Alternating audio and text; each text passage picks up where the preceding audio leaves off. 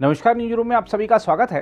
राष्ट्रीय स्वयंसेवक संघ के प्रमुख मोहन भागवत के एक साक्षात्कार ने सर्द मौसम में राजनीतिक तापमान बढ़ा दिया है।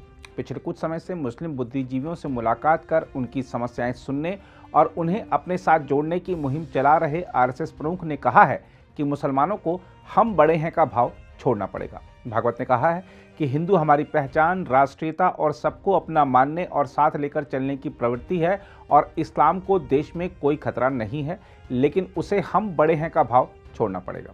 भागवत के इस बयान पर विवाद भी खड़ा हो गया है। शिवसेना ने कहा है कि लोगों के मन में डर पैदा करके राजनीति करना गलत है। वहीं जहां तक भागवत के बयान की बात है तो हम आपको बता दें कि उन्होंने ऑर्गेनाइजर और पांचजन्य को दिए साक्षात्कार में कहा है कि हिंदू हमारी पहचान, राष्ट्रीयता और सबको अपना मानने और साथ लेकर चलने की प्रवृत्ति है। आरएसएस सरसंघचालक ने कहा है, हिंदुस्तान बना रहे, सीधी सी बात है। इससे आज भारत में जो मुसलमान है उन्हें कोई नुकसान नहीं है। वह हैं, रहना चाहते हैं, रहें, पूर्वज के पास वापस आना चाहते हैं, आए, उनके मन पर है। अपने साक्षात्कार में मोहन भागवत ने कहा, इस्लाम को कोई खतरा नहीं है, लेकिन हम बड़े हैं, हम एक समय राजा थे, हम फिर से राजा बने, यह छोड़ना पड़ेगा। साथ ही भागवत ने कहा, ऐसा सोचने वाला कोई हिंदू है उसे भी यह भाव छोड़ना पड़ेगा, कम्युनिस्ट है उसको भी यह भाव छोड़ना पड़ेगा। भागवत के इस बयान पर उद्धव ठाकरे के नेतृत्व वाली शिवसेना के प्रवक्ता संजय राउत ने कहा है कि देश में 20 करोड़ से ज़्यादा आबादी मुसलमानों की है।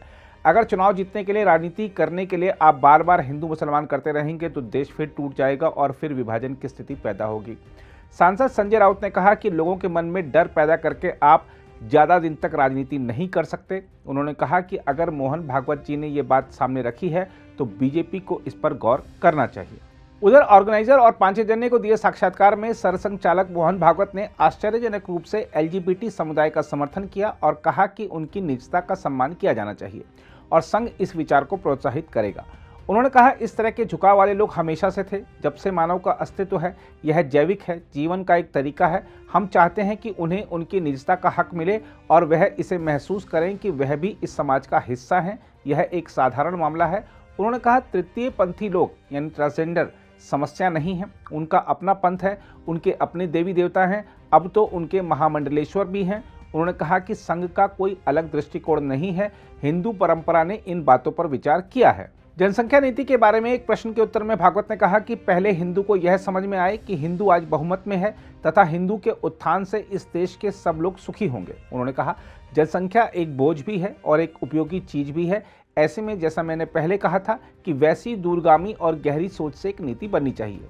सरसंघचालक ने कहा, यह नीति सभी पर समान रूप से लागू होनी चाहिए, लेकिन इसके लिए जबरदस्ती से काम नहीं चलेगा, इसके लिए शिक्षित करना पड़ेगा। उन्होंने कहा कि जनसंख्या असंतुलन अव्यवहार्य बात है, क्योंकि जहां असंतुलन हुआ वहां देश टूटा, ऐसा सारी दुनिया में हुआ।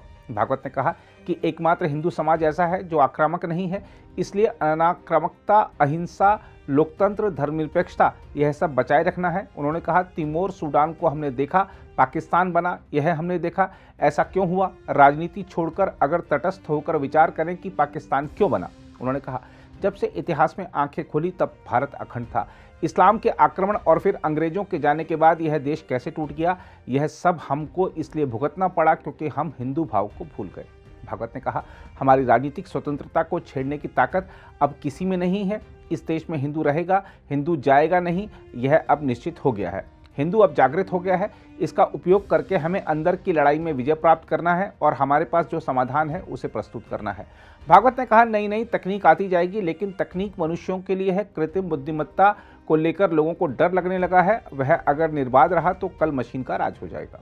सांस्कृतिक संगठन होने के बावजूद राजनीतिक मुद्दों के साथ आरएसएस के जुड़ाव पर भागवत ने कहा कि संघ ने जानबूझकर खुद को दिन प्रतिदिन की राजनीति से दूर रखा है, लेकिन हमेशा ऐसी राजनीति से जुड़ा है जो हमारी राष्ट्रीय नीतियों, राष्ट्रीय हित और हिंदू हित को प्रभावित करती है।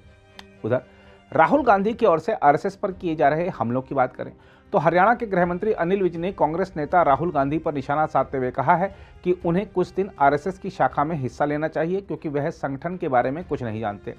राहुल गांधी ने आरएसएस को कौरवों का संगठन बताया था। इस बारे में पूछे जाने पर हरियाणा के मुख्यमंत्री मनोहर लाल खट्टर ने कहा है कि राहुल गांधी की टिप्पणी से कांग्रेस के नेता भी हैरान हैं। खट्टर ने कहा, वह पप्पू ही हैं। देखिए, जिस प्रकार की बातें वो कर जाते हैं और वो हमको तो समझ में नहीं आती कि कौन सी फिलॉसफी उनकी है। कभी तो वो कह देते हैं कि राहुल गांधी मर गया है और राहुल गांधी को राहुल गांधी ने मार दिया है। कभी वो शिव भक्त बन के बैठ जाते हैं कि कभी किसी ने बम बम भोले का यानी जयकारा लगाया कि नहीं लगाया, कभी वो पुजारियों के ऊपर उखड़ पड़ते हैं। किस दिशा में जा रहे हैं उनकी कोई दिशा ही समझ में नहीं आ रही। और उससे हम हैरान है ऐसा नहीं है, स्वयं कांग्रेस के लोग हैरान हैं। मैंने एक प्रेस कॉन्फ्रेंस देखी जिसके अंदर वो जो आप बोलते जा रहे हैं और उनके जो जयराम रमेश वो उनको रोक रहे हैं कि राहुल जी रुको रुको, 2 प्रश्न और लेने बस ही, यानी उनको बोलने नहीं दे रहे उनके रमेश जी। तो खैर जिस प्रकार के वो पप्पू हैं वैसे ही हैं। अगर आप भी लेना चाहते हैं देश दुनिया की तमाम जानकारी तो आज ही सब्सक्राइब करें हमारे चैनल को। साथ ही नीचे दिए बेल आइकन को जरूर दबाएं ताकि हर अपडेट आप तक पहुंच सके।